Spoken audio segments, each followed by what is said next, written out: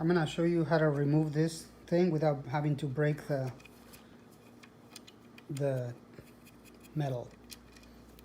So I'm gonna push on these two tabs, this one and this one, using a simple, usually longer wrench.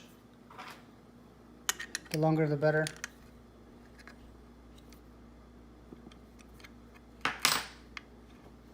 I'm not going to be able to talk because I'm going to be holding the flashlight with my mouth.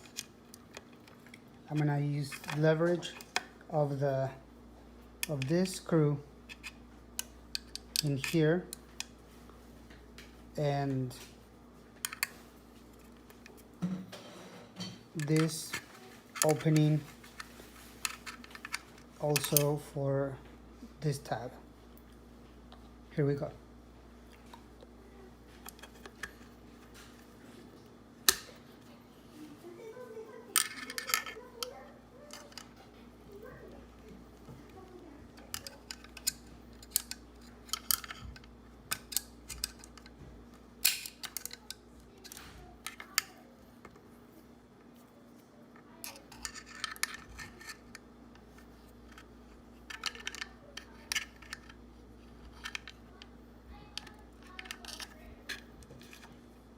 There you go.